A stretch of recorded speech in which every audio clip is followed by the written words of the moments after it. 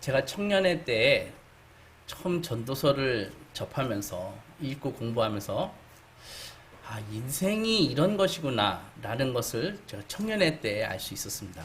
아니, 좀 더 정확하게 말해서 삶에 대해서 성경의 그 마음을, 성경의 시각을 알 수 있었습니다.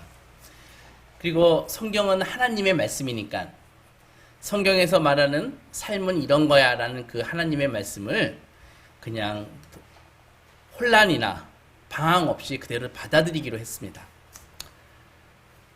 헛되고 헛되며 헛되고 헛되니 모든 것이 헛되다 라는 이 전도서의 이 시작 부분을 처음 읽었을 때는 사실 충격을 받았습니다. 성경에 이런 말이 다 있다니, 이거 혹시 염세주의 아닌가? 그래서 적잖이 정말 충격을 받고 놀랐었습니다. 인생이 그렇게 허무하고 헛되면은 왜 살지? 죽어버리지? 라는 즉흥적인 의문도 들었지만 그래도 끝까지 읽어보기로 하고 삶의 고비고비 때마다 전도서를 끝까지 읽고 있습니다. 여러분들도 꼭 끝까지 읽으시기 바랍니다.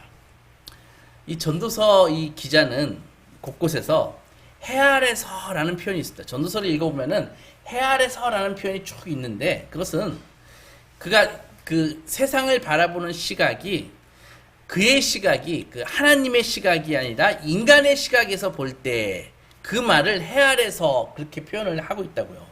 그래서 전도서를 읽으시다가 해 아래서 이런 표현이 나오면은 그래, 인간의 시각으로 볼 때 그렇게 해석을 하시면 되겠습니다. 그래서 하나님을 배제하고 순전히 인간적인 시각에서 보면 해 아래서 그렇게 한다는 것이죠. 전도서는 내가 보았더니, 해 아래서 사람들을 관찰했더니 라는 표현이 자주 나옵니다. 이것은 전도서 기자가 인생을 바라보고 난 뒤에, 즉 경험을 하고 난 뒤에 마음 깊은 곳에서 나오는 고백임을 알 수 있는 것입니다. 그러니까는 배워서 알거나 남에게 들어서가 아니라 자기가 경험하고서 한 말이라는 것입니다. 본문 1절을 보겠습니다. 다윗의 아들 예루살렘 왕 전도자의 말씀이라. 다윗의 아들이 여러 명 있습니다. 수십 명이 있습니다. 그런데 이 세 가지의 조건, 다윗의 왕, 예루살렘 왕, 다윗의 아들 예루살렘 왕, 전도자, 이 세 가지 조건에 딱 맞는 아들은 한 명밖에 없습니다. 바로 솔로몬입니다. 솔로몬은 자기 자신을 이렇게 소개합니다. 첫째, 다윗의 아들이다. 무슨 말입니까? 내가 태어날 때부터 왕자로 태어났어. 내 신분과 내 특권이 이런 거야 라고 알려주는 것이죠. 또 예루살렘 왕이란 말이 무슨 말입니까? 왕자로 태어난 그 중에서도 오직 한 명, 이스라엘의 제1인자로서 자기의 지위를 나타내주고 있습니다. 그 다음에 전도자라는 말이 나옵니다. 이 특이합니다. 그러니까 그 자기가 왕인데 왕으로서 단순히 권력을 휘두르는 왕이 아니라 어떤 소명을 내가 깨달은 왕이야. 그런 통치자임을, 소명을 깨달은 통치자임을 알 수 있습니다. 하나씩 살펴보면은 먼저 다윗의 아들 아닙니까? 다윗이 누굽니까? 이스라엘 역사상 가장 존경받는 왕이죠. 현대 이스라엘 국기를 보면은 가운데 별이 있지 않습니까? 그 별의 이름이 뭐예요? 다윗의 별. 그만큼 옛날서부터 지금까지 다윗은 가장 존경받는 왕입니다. 이스라엘인들에게 최고의 왕이죠. 가장 존경받는 지도자였습니다. 그런 다윗의 아들이라는 신분만큼 더 크게 누릴 수 있는 특권은 없을 것입니다. 금수저 중, 요즘 말로 금수저 중에 금수저로 솔로몬은 태어났습니다.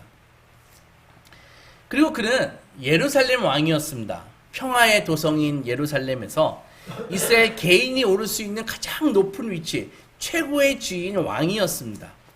이 특권, 이 지위를 가진 사람이 이게 솔로몬의 말년에 쓴 것이거든요. 그러니까 젊을 때 쓴 것이 아니라 말년에 쓴 것입니다. 인생을 거의 다 지나가고 난 다음에 이렇게 고백합니다. 어떻게 고백합니다? 어떻게 고백합니까?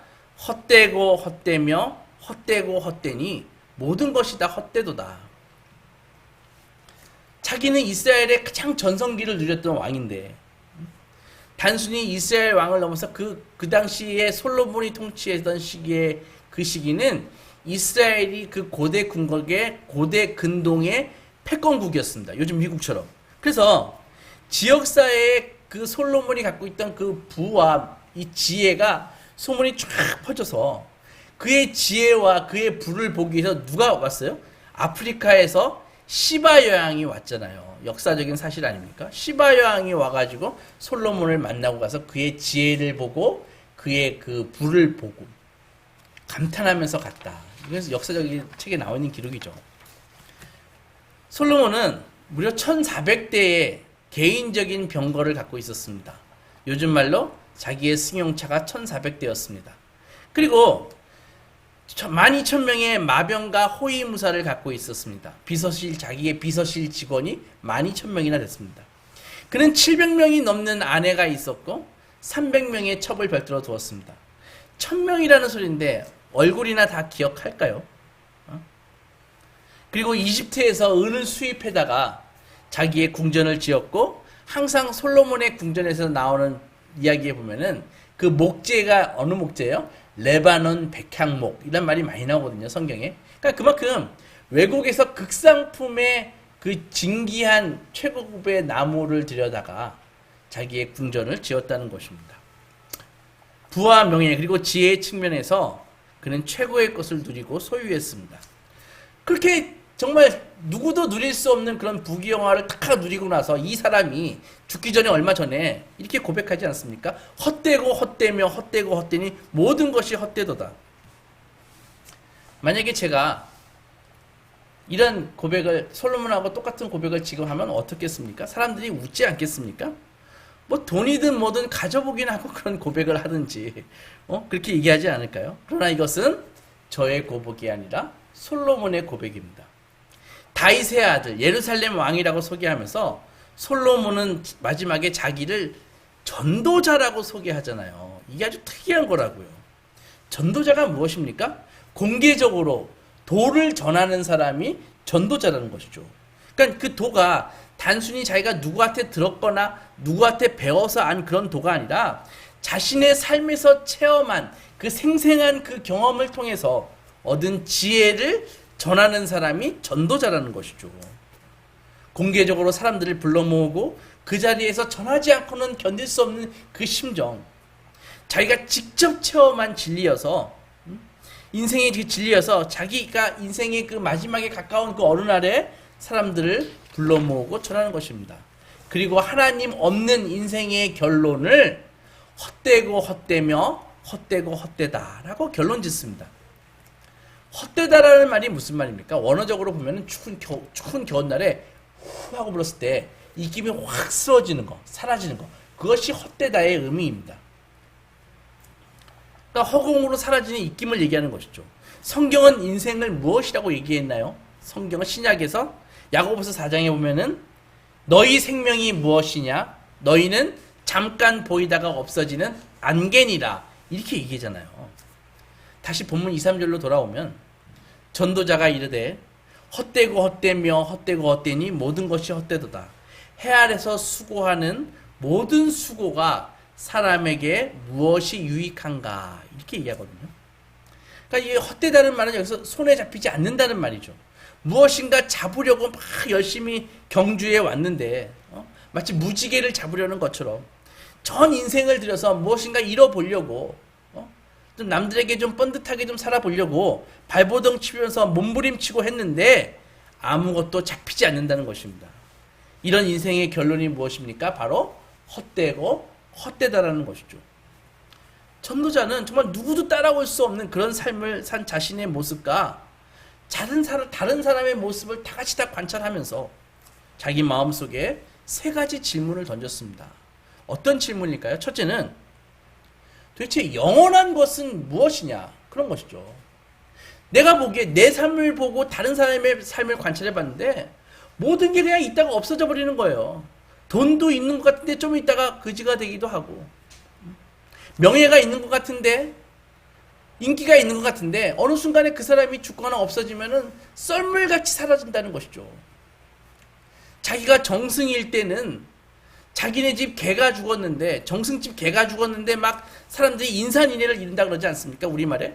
근데 막상 정승이 죽으면 어떻게 해요? 아무도 안 한다는 것이죠. 그런 것을 보면서 도대체 무엇이 영원하냐? 그렇게 스스로 질문하고 있습니다. 둘째 질문은 이 헛된 세상에서 그렇다면 의미 있는 것은 진짜 무엇이냐? 의미 있는 것은 진짜 무엇이냐? 정말로 무엇이 의미가 있는 것인가? 그 질문을 했다고요. 세 번째로 의문은 무엇이 새로운가? 그런 것이죠. 도대체 새로운 것이 있냐? 진짜 새로운 것 같아서 나와서 보는데 이건 새로운 것이 아니라 그냥 옛날 것에 약간 디자인만 변경하고 이런 것에 불과한 것이다. 이런 것을 보는 것이죠. 인간이 소유할 수 있고 누릴 수 있는 모든 것을 소유하고 누린 그의 인생의 허무함을 절감하면서 질문합니다. 영원한 것이 있는가? 첫째. 둘째, 진정으로 의미 있는 일이 무엇인가? 세 번째, 새로운 것이 있는가? 이 세 가지 질문에 답을 얻기 위해서 인생을 성찰한 그 전도서의 기자의 결론은 이것입니다. 그 질문에 대해서 결론은 아무것도 영원한 것이 없고 아무것도 의미 있는 것이 없고 아무것도 새로운 것은 없다. 이것이 그가 삶을 관찰한 결과라고요. 첫 번째 질문을 보겠습니다. 무엇이 영원한가? 3절 보면 해 아래서 수고하는 모든 수고가 사람에게 무엇이 유익한가? 여기서 유익하다는 말은 무엇이 남는가? 그런 것입니다. 남는가? 그러므로 질문은 무엇이 남을 수 있는가로 바꿀 수 있는 것입니다. 인생을 살면서 아침부터 밤늦게까지 뛰어다니며 땀 흘리고 비즈니스가 하고 직장 가서 일하고 몸 아프고 공부하고 모든 것을 들여서 투자하고 노력하고 있지만 결국 뭐가 남는다는 것이죠. 그렇게 열심히 살았는데 남은 것은 내 병든 몸밖에 더 남았냐? 그런 것이죠. 사라지지 않고 남는 것이 도대체 무엇이냐? 4절 보겠습니다. 한 세대는 가고 한 세대는 오되 땅은 영원히 있도다.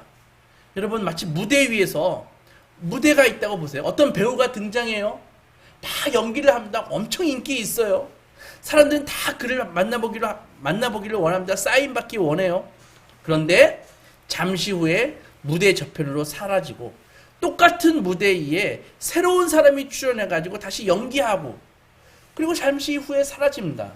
그리고 똑같은 무대에 다시 새로운 사람이 나타나서 연기하고 사라지는 것입니다. 이게 막 반복되는 것을 본 거예요. 이 전도자가. 100년 후에 과학이 발달해서 오래 산다고 칩시다.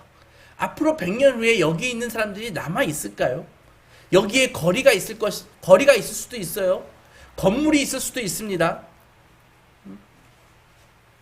그러나 우리가 살고 있는 이곳에 전혀 다른 배우들이 서 있을 것입니다. 100년 후에.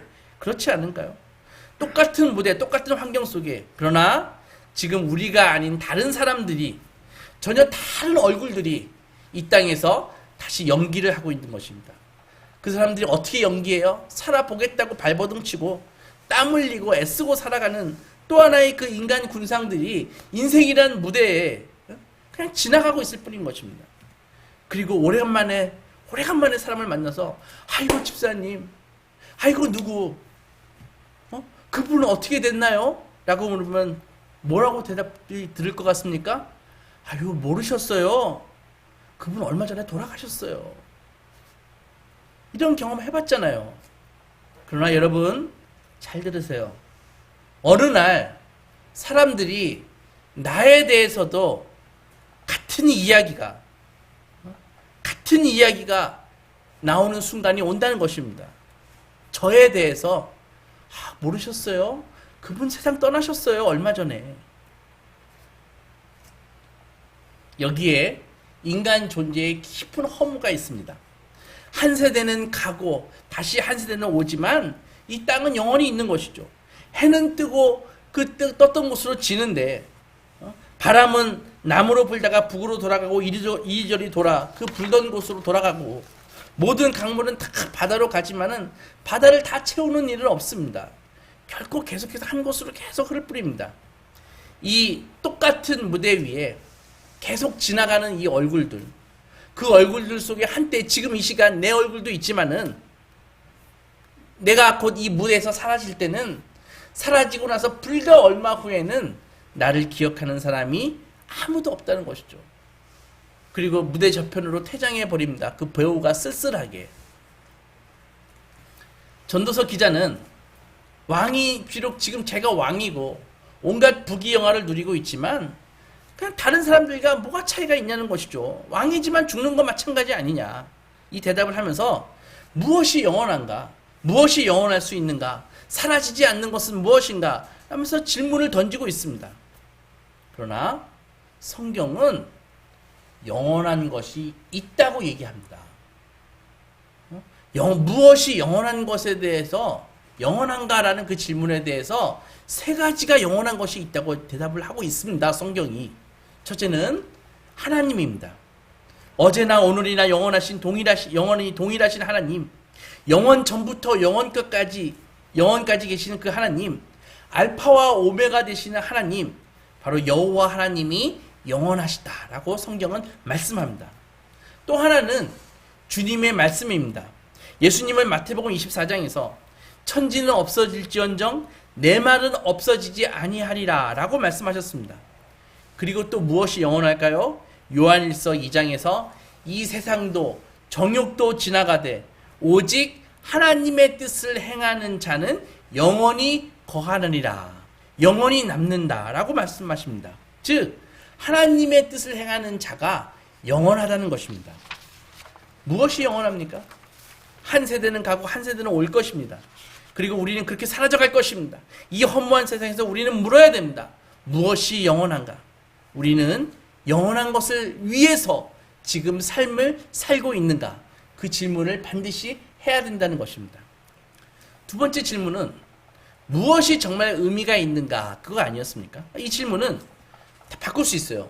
무엇이 의미가 있는가는 도대체 무엇이 나를 진짜 만족시켜 줄 것인가? 그 질문으로 바꿀 수 있다고요. 8절 보면 만물이 피곤하다는 것을 사람이 말로 다 말할 수 없나니 눈은 보아도 족함이 없고 귀는 들어도 차지 않도다.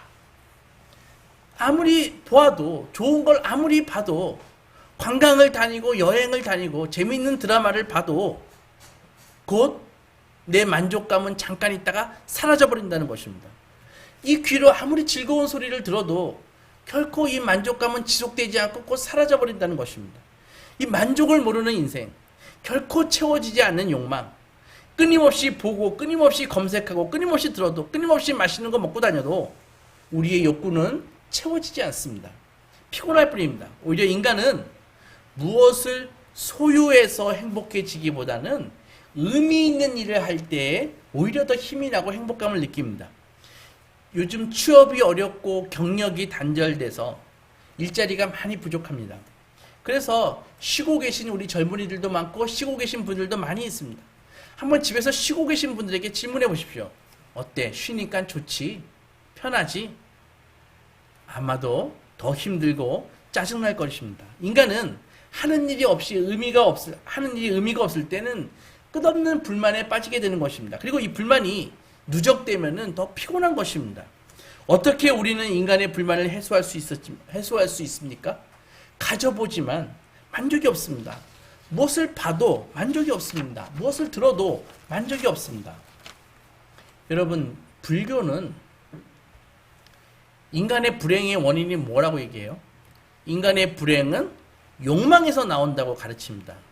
그래서 참선을 통해서 욕망을 내려놓으면, 욕망을 없애면은 인간의 고통과 불행은 해소될 수 있다라고 그렇게 가르칩니다. 그러나 과연 그럴까요? 인간에게 욕망을 제거하는 것이 가능할까요? 욕망을 제거하겠다는 것도 욕망 아닌가요? 마치 이런 것입니다. 머리가 아프면 두통이 있어요. 그러면은 두통이 없고 싶어? 그럼 머리를 잘라버려. 넌센스죠. 머리는 원래 있는 것입니다. 무엇을 바라는 인간의 그 공허한 마음은, 그 욕망은 원래 있는 것입니다.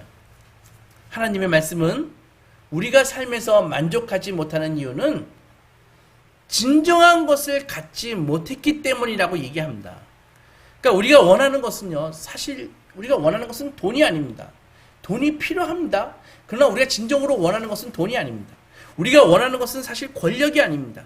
우리가 원하는 것은 어떤 물건이 아닙니다. 우리가 이 모든 것이 아니라 사실은 우리가 원하는 것은 우리에게 진짜 필요한 것은 모든 것의 근원 되시는 하나님입니다. 그 하나님을 진짜 소유하기만 하면 이상하게도 불필요한 다른 욕망들이 사라집니다. 이것이 시편 기자의 고백 아닙니까? 다윗의 고백 아닙니까? 23편에서 무엇이라고 얘기합니까? 여호와는 나의 목자시니 내가 부족함이 없으리로다. 여호와를 소유했더니 내게 부족함이 없다라고 고백이 나온다는 것이죠. 내 안에 하나님이 계시니까 나는 진정으로 만족할 수 있다 라는 시인의 고백인 것입니다. 내 속에서 일어나고 있는 욕망을 아무리 억제하려고 노력해봤지만 인간의 의지로 욕망은 절대로 없어지지 않습니다. 돌을 닦아 보십시오. 참선해 보십시오. 절대로 인간의 욕망은 없앨 수 없습니다. 그러나 하나님을 찾아보십시오. 우리 인간이 그렇게 만족하지 못하고 목마르게 무엇을 왜 찾고 있을까요? 그 이유가 무엇입니까? 그것은 내 영혼이 사실은 돈이 아니라, 내 영혼이 인기가 아니라, 내 영혼이 재미가 아니라 사실은 그 영혼이 하나님을 찾는 과정이라는 것이죠. 요한복음에 보면 5명의 남편을 두었던 수가성 여인이 나옵니다. 한 남자로 만족하지 못해서 남자를 계속 갈아봤습니다. 몇 명까지? 5명까지. 그런데 그래도 만족할 수 없었어요. 근데 예수님을 만나고 예수님께서 영원히 목마르지 않는 샘물 되신다는 사실을 알고 나서는 그는 예수 하나로 만족하는 그런 인생이 되었습니다. 인간의 욕망은 이렇게 오직 하나님으로서만 채워질 수 있는 것입니다.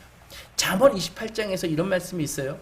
욕심이 많은 자는 다툼을 일으키나 여호와를 의지하는 자는 풍족하게 되느니라.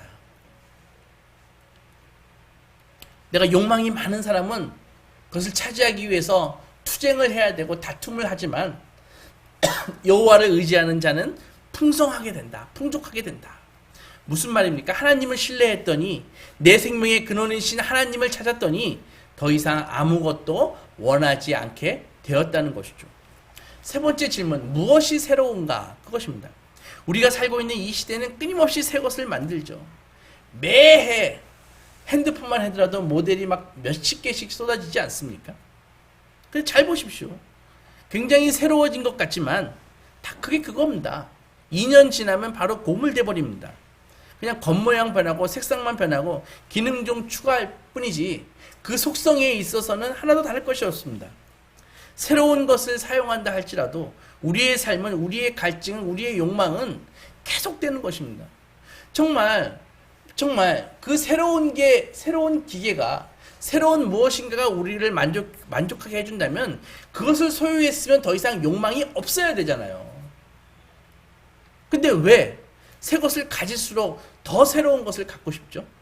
왜 돈을 자꾸 가질수록 더 큰 돈을 자꾸 갖고 싶죠? 왜 인기를 자꾸 좀 누려본 적도 없지만, 왜 자꾸 인기에 더 목말라 하죠? 그게 무엇입니까? 그것은 결국 우리를 만족시켜 줄 수 없다는 것이죠. 저도 맛있는 거 좋아합니다. 왜 맛있는 거 먹어도, 맛있는 거 먹었으면 더 이상 맛있는 걸 원하지 말아야 되잖아요. 근데 왜 시간이 갈수록 자꾸 더 맛있는 게 먹고 싶어지죠? 무슨 말입니까? 그것은 나를 진정으로 만족시켜 줄 수 있는 것이 아니라는 것이죠. 연속극을 그렇게 보지만, 재미있게 보지만, 연속극 보세요. 몇 가지 스토리 조합해가지고 계속 반복하는 거예요. 과거나 현재, 미래 다 똑같습니다. 이것이 인생입니다. 있는 것이 또다시 있게 되는 것. 그것이 우리가 살고 있는 삶의 이 부조리라는 것이죠. 아침에 일어나서 직장 가서 일하고, 힘들게 일하다가 귀가합니다. 자죠. 또 아침에 일어나가지고 밥해 먹고, 직장 가서 힘들게 일하다가 또 귀가합니다. 이런 삶이 계속되는 어느 날 우리는 문득 질문을 던집니다. 도대체 무엇이 새로운가? 삶이라 그저 그런 거 아니야? 이렇게 느껴질 때 우리는 인생이 의미가 없다라고 생각이 들고 깊은 늪 속에 침몰됩니다. 우리는 여러분 지금까지 살펴본 이 세 가지 질문에 대해서 성도는 확실한 답변을 갖고 있어야 됩니다. 그렇지 못하면은 인생이 심각한 문제에 봉착할 수밖에 없습니다. 무엇이 영원한가에 대한 적절한, 확실한 답변을 갖고 있지 못하면은 다 허무주의에 빠져버립니다. 살 이유가 없다라는 생각이 자꾸 드는 거예요. 자살하고 싶은 생각이 듭니다. 무엇이 나를 만족하게 하는가? 이것에 대한 답변을 확실하게 갖고 있지 않으면은 우리가 어떻게 됩니까?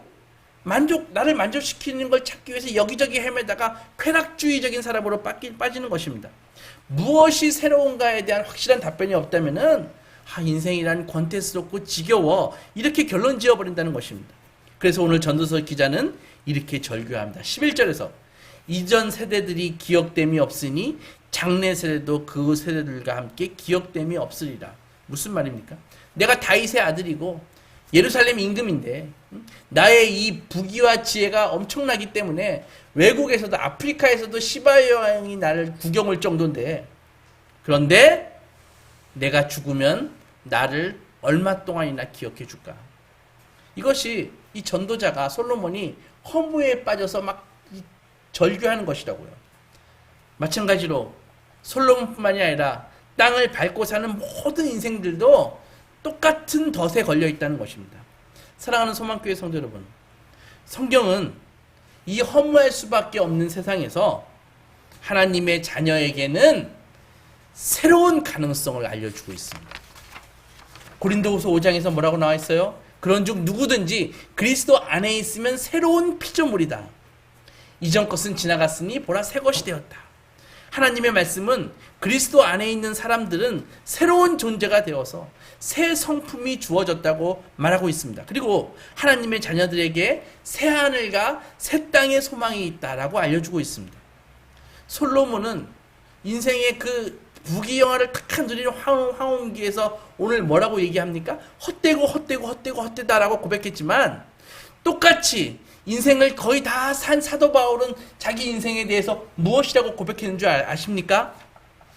그러므로 우리가 고린도후서 4장에서 그러므로 우리가 낙심하지 아니하노니 우리의 겉사람은 늙어지나 우리의 속사람은 날로 새로워진다. 어떻게 똑같이 인생에 다 산 두 사람이 이렇게 고백이 다를 수가 있죠? 온갖 부귀영화를 다 누렸던 솔로몬은 결론이 무엇입니까? 헛되다. 사도 바울은 온갖 복음 전하겠다고 고생하고 가난하게 산 그 사도 바울은 뭐라고 고백합니까? 내 겉사람은 후패하나 내 속사람은 날로 새로워진다. 어떻게 이렇게 고백이 다를 수가 있죠? 여러분들은 누구의 길을 가시겠습니까? 이 새로운 삶의 비밀을 아는 사람은 같은 해가 떠도 매일 같은 해가 뜨지만 그 같은 해를 보면서도 새로운 감격으로 바라볼 수 있는 거예요. 내 속에서 지금도 새 일을 행하시는 그 하나님을 바라보면서 견딜 수 없는 감격으로 찬양과 감사를 드립니다. 아무리 우리의 환경이 그지 같고 사람들이 시험당해서 나간다 할지라도 이 예배가 감격스러울 수 있는 것입니다. 오늘 전도자가 사람들이 나를 기억하지 못할 것을 두고 깊은 허무에 빠지고 무상에 느꼈지만 그거 진짜 문제 아닙니다. 사람들이 자기 기억해주지 못한다는 것 때문에 절망하고 있는데 그게 진짜 문제가 아니라는 것입니다. 진짜 문제가 무엇인지 아십니까? 마태복음 7장에 보면은 마지막 심판대 앞에서 사람들이 주님께 나와 이렇게 말합니다. 주님, 마태복음 7장에 다시 읽어보세요. 사람들이 다 몰려들어가지고 예수님한테 얘기한다고요. 마지막 때에 예수님이 재림하시니까 주님 저 아시죠? 저 주님 이름으로 선지자 노릇했어요. 저 주님 이름으로 귀신 쫓아냈어요. 저 주님의 이름으로 능력 발휘했어요. 저 잘 먹고 잘 살았어요. 다 누구나 주님하고 어떻게 좀 연결해 보려고 막 발버둥치는 모습이 나온다고요. 근데 주님께서 이런 말씀을 하십니다. 충격적이게도 내가 너희를 도무지 알지 못하니 불법을 행하는 자들아 내게서 떠나가라. 이런 말씀을 하신다고요. 여러분, 내가 교회에서 듣고 혹은 어디서 들어가지고 하나님을 아는가, 그게 중요한 게 아닙니다. 내가 하나님을 아는가가 중요한 것이 아니라 하나님이 나를 아는가가 중요한 것입니다. 사랑하는 여러분, 우리는 스스로 질문해야 됩니다. 하나님께서 여러분들을 아십니까? 하나님께서 여러분들을 당신의 자녀로서 아시냐는 것입니다. 영원하신 주님과 사랑의 관계 속에서 내 인생의 마지막 날에 천국의 문을 활짝 열고 나를 그분의 넓은 품에 안아주실 하나님, 내 사랑하는 아들아, 내 예쁜 딸아, 수고했다. 내 품에 안기거라. 그 하나님이 오늘 말씀을 듣고 계시는 여러분들을 아시냐 말입니다. 하나님께서 나를 아신다면 나는 이 허무한 세상에서 결코 잊혀지는 존재가 아닙니다. 왜? 사람은 나를 잊어도 하나님은 나를 기억하시기 때문입니다. 그분 때문에 우리의 이 헛되고 헛된 세상에서 존귀한 하나님의 자녀로서 소망 가운데 살아갈 수 있습니다. 아무쪼록 이 헛되고 헛된 세상에서 주님에게만, 예수에게만 소망을 두고 예수님과 동행하는 소망의 자녀들이 되시기 주님의 이름으로 축원합니다.